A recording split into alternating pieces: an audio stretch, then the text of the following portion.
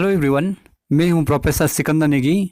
आज हम डिस्कस करेंगे द कन्फ्लिक्ट बिटवीन इजराइल फिलिस्तीन has an impact on international politics, यानी इजराइल फिलिस्तीन के बीच संघर्ष और अंतर्राष्ट्रीय राजनीति पर इसका प्रभाव। इस टॉपिक में हम जो मेनली डिस्कस करेंगे, इजराइल फिलिस्तीन संघर्ष की वर्तमान स्थिति क्या है, कब शुरू हुआ हिंसा का ये दौर, दोनों देश के बीच में क्या है टकराव की मुख्य वजह, और साथ ही साथ हम डिस्कस करेंगे इजराइल फिलिस्तीन संघर्ष का इतिहास और इस संघर्ष के दौरान भारत और विश्व की क्या प्रतिक्रिया आई, इससे अंतर्राष्ट्रीय राजनीति पर क्या प्रभाव पड़ेगा, और लास्ट में हम डिस्कस करेंगे कंक्लूजन। हेलो एवरीवन, यदि अभी तक आपने मेरा चैनल को सब्सक्राइब नहीं किया है तो इसे सब्सक्राइब कर ले और साथ ही साथ बेल आइकन के बटन को दबाना ना भूले। पूरी दुनिया में कोरोना वायरस के खिलाफ जंग जारी है, मगर एक जंग और जो इजराइल और फिलिस्तीन के बीच चल रहा है। इजराइल और फिलिस्तीन के बीच जारी ये खूनी खेल अब जंग का रूप लेता जा रहा है और इसमें दोनों ओर से मरने वालों का आंकड़ा बढ़ता जा रहा है। इजराइल और फिलिस्तीन उग्रवादी गुट हमास लगातार एक दूसरे की ओर रॉकेट से हमला कर रहे हैं और कई इमारतों को ज़मींदोज़ कर रहे हैं। इजराइल ने दावा किया है कि हमास ने उसकी ओर करीब 1500 रॉकेट दागे हैं। हालांकि इजराइल ने भी पलटवार किया है और उसके सैकड़ों रॉकेट को हवा में ही ध्वस्त कर दिया है। इतना ही नहीं, इजराइल ने अब तक अपने रॉकेट हमले में 65 से अधिक फिलिस्तीनियों को मार गिराया है। इजरायली हवाई हमले में हमास के 11 शीर्ष कमांडर मारे गए हैं। ऐसे में इस मुद्दे पर दुनिया भी दो गुटों में बढ़ गई है। दुनिया को अचानक दुश्मनी के बीच दोस्ती का ख्याल आ गया है।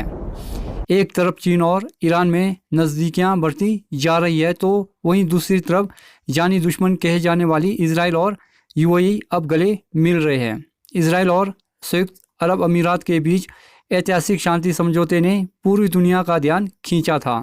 72 साल बाद संयुक्त अरब अमीरात और इजराइल दोस्त बन गए हैं। कहीं इस दोस्ती की आड़ में नई दुश्मनी तो नहीं है। तो चलिए जानते हैं कि इजराइल फिलिस्तीन के संघर्ष में अब क्या क्या हुआ है।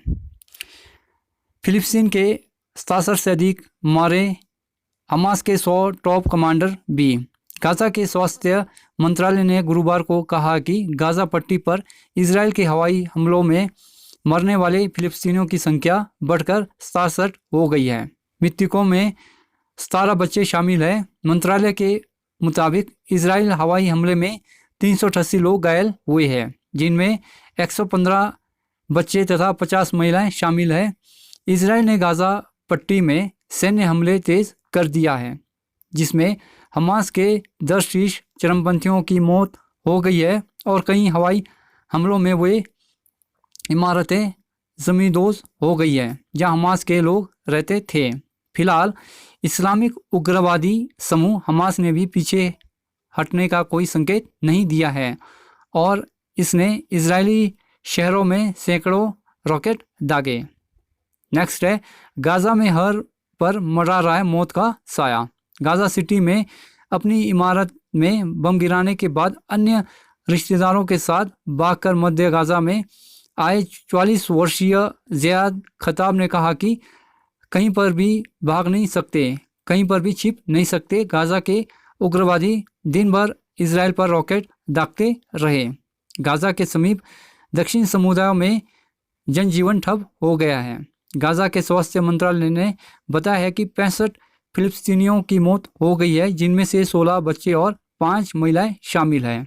इस्लामिक जिहाद ने 7 चरमपंथियों की मौत की पुष्टि की है, जबकि हमास ने एक शीर्ष कमांडर और कई अन्य सदस्यों के मारे जाने की बात कही है। नेक्स्ट हम डिस्कस करते हैं हिंसा की वजह। पूर्वी यरूशलेम की एक पवित्र पहाड़ी परिसर में फिलिस्तीनियों और इजरायली पुलिस के बीच संघर्ष के दिनों के दौरान इजराइल और हमास के बीच लड़ाई शुरू हो गई थी। यह स्थल मुसलमानों और यहूदियों दोनों के लिए पवित्र है। मुस्लिम इसे हरम अल शरीफ और यहूदी इसे टेम्पल माउंट कहते हैं। हमास ने इजराइल से उस इलाके और मुख्य रूप से अरब ज़िले के शेख जराह से पुलिस बल हटाने की मांग की, जहां फिलिस्तीनी परिवार को यहूदियों द्वारा बेदखली का सामना करना पड़ा है। मौजूदा विवाद की एक और वजह।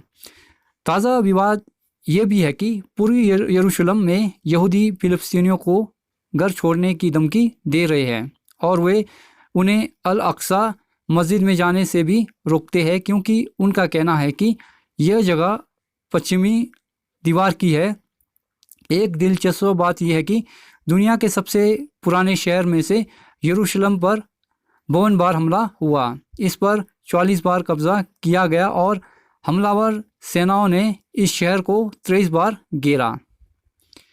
नेक्स्ट हम डिस्कस करते हैं दोनों देश के बीच में क्या है संघर्ष का इतिहास। दरअसल 19वीं सदी के अंत और 20वीं सदी की शुरुआत में खाड़ी क्षेत्र में कई आंदोलन हुए, जिनका मकसद यहूदियों और अरब जगत के लोगों के लिए स्वतंत्र राष्ट्र की स्थापना करना था। 1920 के दशक में फिलिस्तीनी राष्ट्रवाद की अवधारणा परवान चढ़ी और यरूशलेम में लाखों की संख्या में अरब नागरिकों ने यहूदियों के आगमन के खिलाफ विरोध प्रदर्शन किए। 1947 में संयुक्त राष्ट्र ने फिलिस्तीन को 2 हिस्सों में बांट दिया और यहूदियों के लिए इजराइल और अरब जगत के लोगों के लिए फिलिस्तीन रखा। इस पर अरब समुदाय ने आपत्ति जताई और फिर फिलिस्तीन में गृहयुद्ध छिड़ गया। 1967 में खाड़ी क्षेत्र में जारी युद्ध और हिंसा के बीच गाजा पट्टी, सिन्या प्रायद्वीप, पूर्वी यरूशलेम तथा पश्चिमी तट पर इजराइल का कब्जा हो गया। तब से ही दोनों देशों में सीमा विवाद जारी है। 1966 के बाद पहली बार लगी इमरजेंसी। लौद शहर में अरब और यहूदी रहते हैं। इजराइल और फिलिस्तीन के बीच शुरू हुए विवाद के बाद लौद शहर में भी हिंसा भड़कने लगी। मीडिया रिपोर्ट्स के अनुसार लौद में भी कई दुकानें जला दी गई। वहीं अगजानी की दर्जनों घटनाएं की खबर सामने आई। यहाँ कानून व्यवस्था यानी लॉ एंड ऑर्डर बनाए रखने के लिए इमरजेंसी इंफोर्स कर दी गई। वर्ष 1966 के बाद लौद में पहली बार पूरी तरह से इमरजेंसी लगाई गई है। नेक्स्ट हम डिस्कस करते हैं पूरी दुनिया की निगाहें इजराइल फिलिस्तीन पर। इजराइल के धर्मगुरु पोप फ्रांसिस ने शांति और हिंसा से दूर रहने की अपील की है। उन्होंने कहा कि हिंसा से हिंसा ही जन्म लेती है, लेकिन इजराइल के प्रधानमंत्री बेंजामिन नेतन्याहू ने साफ कर दिया है कि यरूशलेम उनके देश की राजधानी है। कोई भी देश अपनी राजधानी के निर्माण के लिए जो करता है, इजराइल भी वही कर रहा है। इजराइल को इसका अधिकार है कि वो इसे आगे भी करता रहेगा। दूसरी तरफ फिलिस्तीनियों के संगठन हमास ने भी हमले तेज करने की घोषणा कर दी है। इस संघर्ष ने सऊदी अरब, तुर्की समेत तमाम देशों को फिलिस्तीन के पक्ष में खड़ा करने की स्थिति में ला दिया है। पाकिस्तान ने भी फिलिस्तीन के पक्ष में बयान दिया है। माना जा रहा है कि ईरान जैसे देश की निगाहें भी इस संघर्ष पर टिकी है। रूस, अमेरिका समेत तमाम देशों ने संघर्ष विराम और क्षेत्र में जल्दी से जल्दी शांति कायम करने की अपील की है, लेकिन अंतर्राष्ट्रीय मामलों के जानकारों का मानना है कि इस बार का टकराव काफ़ी संकेत दे रहा है। ऐसा लग रहा है कि हमास ने अपनी काफ़ी ताकत इकट्ठी की है और अरब देशों के नागरिकों ने जिस तरह से इजराइल के भीतर यहूदियों ने अरब मूल के लोगों पर हमला बोलना शुरू किया है, ये बड़ा रूप ले सकता है। आशंका भी ये भी है कि हमास के इस हमले में कुछ देशों और अंतर्राष्ट्रीय ताकतों का भी हाथ हो सकता है। नेक्स्ट है तनाव के बीच भारत ने जारी किया बयान।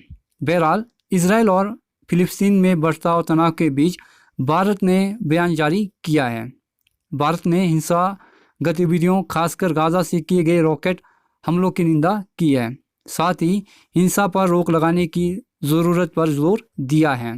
संयुक्त राष्ट्र में भारत के स्थायी प्रतिनिधि टीएम तिरुमूर्ति ने बुधवार को ट्वीट किया कि पूरी यरूशलेम में इस तनाव के मुद्दे पर हुई संयुक्त राष्ट्र सुरक्षा परिषद यानी यूएनसी की बैठक में उन्होंने कहा कि भारत सभी तरह के हिंसक गतिविधियों, खासकर गाजा से किए गए रॉकेट हमलों की निंदा करता है। तिरुमूर्ति ने इजराइल में एक भारतीय नागरिक की मौत पर शोक जताया है। साथ ही इस बात पर जोर दिया है कि तनाव में तत्काल कमी लाना समय की ज़रूरत है और दोनों पक्षों को यथास्थिति में बदलाव लाने की ज़रूरत है। गाज़ा से फिलिस्तीनी चरमपंथियों के रॉकेट से हमले में इजराइल में 30 साल की भारतीय महिला सौम्या संतोष की मौत हो गई थी। केरल के इदुक्की जिले की रहने वाली संतोष दक्षिण इजराइल के तटीय शहर एशकेलोन में एक बुजुर्ग महिला की देखभाल का काम करती थी। भारत में इजराइल के राजदूत रॉन माल्का ने भारतीय महिला की मौत पर शोक जताया है। एंड नाउ लास्ट कंक्लूजन, आपको बता दूं कि अमेरिका के पूर्व राष्ट्रपति डोनाल्ड ट्रंप द्वारा यरूशलेम को इजराइल की राजधानी घोषित करने के बाद से ही फिलिस्तीन में बवाल मचा हुआ है। हालांकि इजराइल के दुश्मनी का मामला सिर्फ ईरान तक ही सीमित नहीं है। दरअसल इजराइल कई मुस्लिम देशों के कट्टर दुश्मनों में से एक है। इजराइल अब तक फिलिस्तीन, Egypt, Jordan, Syria, Iraq, Lebanon और ईरान जैसे देशों से कई बार जंग लड़ चुका है। इसी के चलते इजराइल ने 1950 से ही अपनी सैन्य ताकत को लगातार बढ़ाने का काम किया है। अब आज इजराइल की गिनती उन ताकतवर देशों में होती है जिनके पास एक से एक बढ़कर खतरनाक हथियारों का जखीरा भरा पड़ा है। राष्ट्रीय नक्शे में इजराइल को ख्याति दिलाने का कार्य अमेरिका ने किया है। आज भी अमेरिका अप्रत्यक्ष तौर पर इजराइल की पूरी तरह से सपोर्ट करता है। 1950 से अब तक इजराइल के साथ जितने भी युद्ध हुए हैं उस युद्ध में इजराइल की विजय हुई है। वर्तमान में इस मुद्दे पर दुनिया भी दो गुटों में बढ़ गई है। दुनिया को अचानक दुश्मनी के बीच दोस्ती का ख्याल आ गया है। एक तरफ चीन और ईरान में नज़दीकियां बढ़ती जा रही है तो दूसरी तरफ जानी दुश्मन कहे जाने वाली इजराइल और यूएई अब गले मिल रहे हैं। इजराइल और संयुक्त अरब अमीरात के बीच ऐतिहासिक शांति समझौते ने पूरी दुनिया का ध्यान खींचा था। 72 साल बाद संयुक्त अरब अमीरात और इजराइल दोस्त बन गए हैं। कहीं इस दोस्ती की आड़ में नई दुश्मनी तो नहीं है। अंतर्राष्ट्रीय राजनीति का नियम है, यहाँ कोई स्थायी मित्र और दोस्त नहीं है। यह देखना अति आवश्यक होगा कि आगे की राह क्या होगा, क्योंकि समय व परिस्थिति के अनुसार आपसी संबंध बदलते रहते हैं।